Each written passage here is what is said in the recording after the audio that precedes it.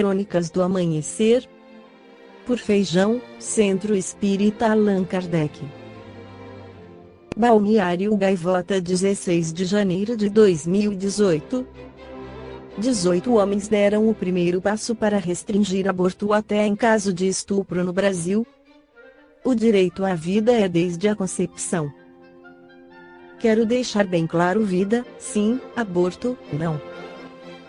As aspas acima são de 3 dos 18 homens que aprovaram, na tarde de quarta 8/11, na comissão especial, a chamada PEC Cavalo de Troia, proposta de emenda à Constituição 180 em 2011, que determina que a vida começa desde a concepção e pode barrar a descriminalização do aborto, além de vetar sua prática em qualquer situação, inclusive nas que já são permitidas pela legislação brasileira em caso de estupro, anencefalia do feto ou gravidez com risco de morte para a mãe.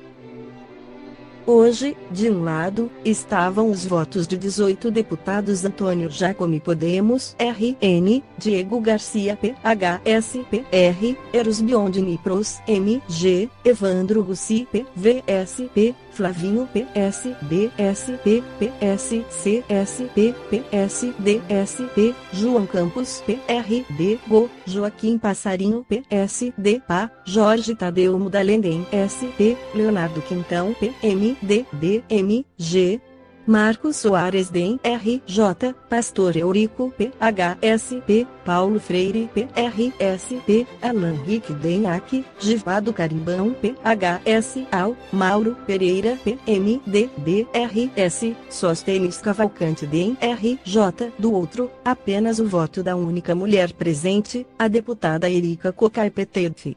Logo no início da sessão, que o FIPost Brasil acompanhou, o presidente da comissão, deputado Evandro Gussi, PVSP, negou questão de ordem da deputada sobre o fato de o relator ter acrescentado no parecer um tema além do conteúdo original da PEC. Essa proposição foi movida por aqueles que acham que o corpo das mulheres os pertence, que acham que não deve haver planejamento familiar, criticou a parlamentar. Presente nos debates da comissão, a deputada PSOL-SP chamou a atenção para a falta de representação feminina na política e criticou a ação de deputados homens, quase 90% da Câmara. Ela afirmou: não decidam por nós.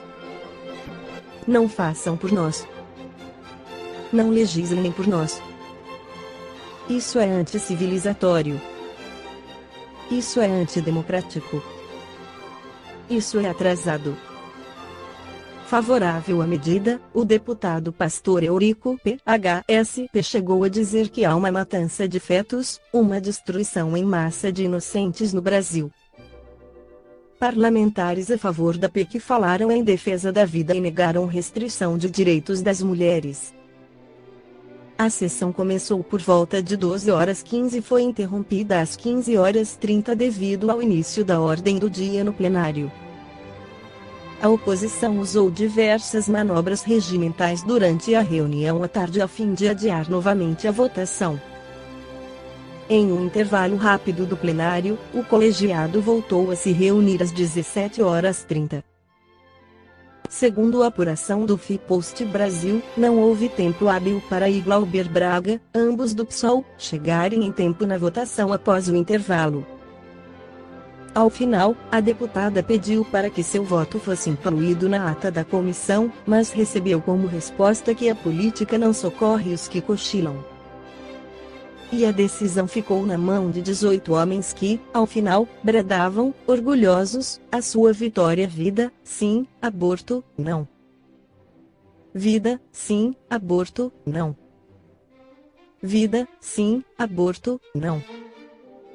Inicialmente, a PEC, de autoria do senador tucano Aécio Neves, PSBB, tratava da ampliação de direitos trabalhistas, como o aumento do tempo da licença maternidade para mulheres cujos filhos nasceram prematuros. E o que era para ser uma discussão trabalhista abriu uma porta para o primeiro passo para a concretização de um retrocesso nos direitos das mulheres no Brasil e foi apelidada de Cavalo de Troia. Caso seja aprovada pelo Congresso e promulgada, ela não altera automaticamente as previsões legais do aborto, mas abre caminho para que isso aconteça.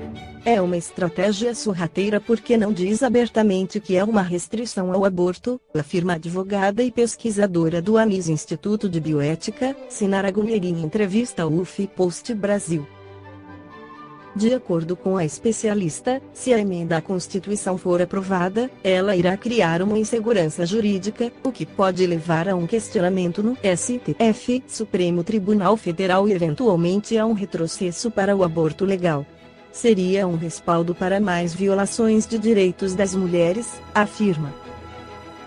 Em nota, a Anistia Internacional repudiou a PEC e lembrou a tentativa de criminalização do acesso ao aborto nos casos já previstos na legislação viola obrigações do Brasil frente a tratados internacionais. O órgão ressalta que mulheres vítimas de estupro não podem ser expostas a um tratamento degradante, cruel de extrema violência física e psicológica. Que a política não veste saias não é novidade. Mas a premissa se fez verdadeira e passou como um trator por cima de um direito já garantido por lei em apenas 3 casos às mulheres no Brasil. E é sobre uma escolha que não diz respeito nem ao homem, nem ao Estado, nem à Igreja única e exclusivamente da mulher. Esta aprovação é só o primeiro passo de um enorme retrocesso.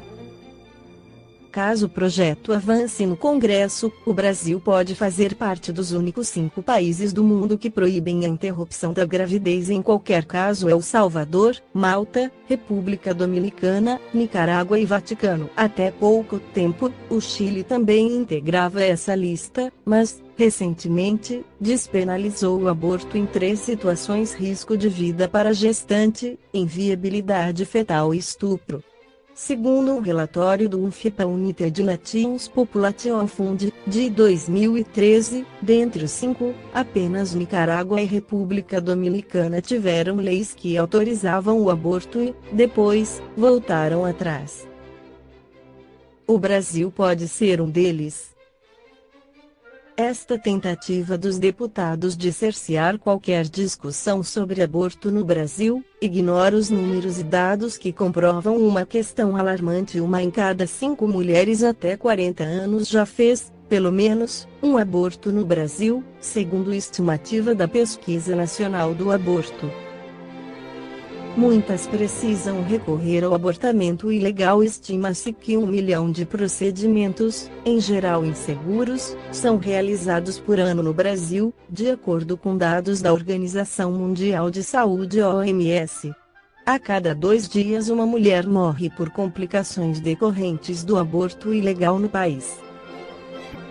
Vivemos em uma década em que houve uma maior criminalização do aborto, somadas à redução dos números de aborto legal, casos de mulheres mortas em decorrência de um aborto inseguro, mulheres denunciadas à polícia por procurar o sistema de saúde, afirma Débora Diniz, antropóloga e coordenadora da PNAE.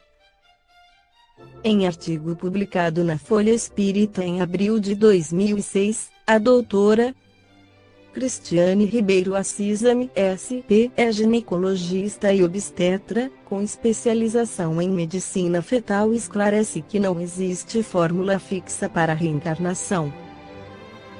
André Luiz nos lembra que acreditar que existe uma técnica invariável no serviço reencarnatório seria a mesma coisa que dizer que a forma de morrer é única para todas as pessoas. A reencarnação pode envolver grandes planejamentos ou ocorrer de forma compulsória, dependendo da evolução e grau de merecimento do ser reencarnante.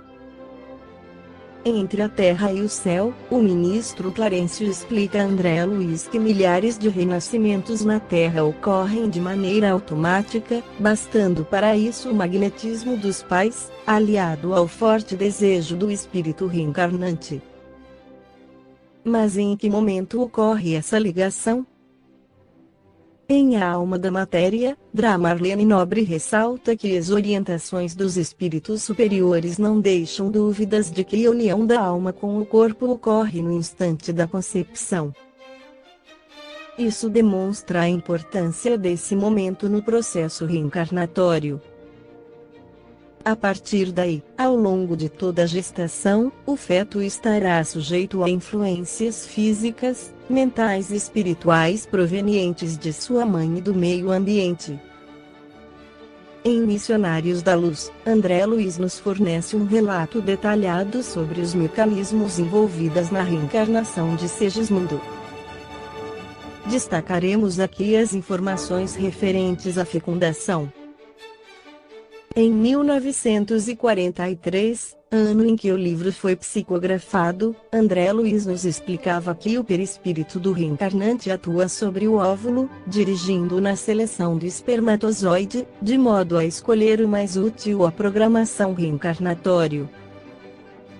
Essa informação só foi comprovada pela ciência em 1991, quando um estudo realizado em conjunto por cientistas americanos israelenses, demonstrou que uma substância produzida pelo óvulo ou por suas células vizinhas, era responsável pela seleção do espermatozoide mais apartamento. Tal descoberta provoca uma mudança significativa nos estudos sobre fertilidade, uma vez que até então acreditava-se que o espermatozoide vencedor seria o mais rápido.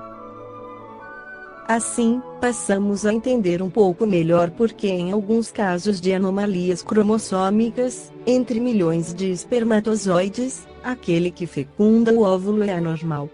André Luiz prossegue seu relato descrevendo que o encontro entre os gametas dos pais gera um microscópico globo de luz, sobre o qual Alexandre ajustou a forma de Segismundo que se encontrava interpenetrada no perispírito de sua mãe. Quando isso ocorre, ele nos conta que essa vida latente começou a se movimentar. Através de relatos como os de André Luiz, podemos compreender melhor as emoções provocadas pela divisão celular aparentemente desordenada de um zigoto, capaz de gerar um novo ser. Não é o acaso que orienta sua formação, mas sim um espírito em busca de aprimoramento. A construção de seu corpo é apenas o primeiro passo de sua nova jornada.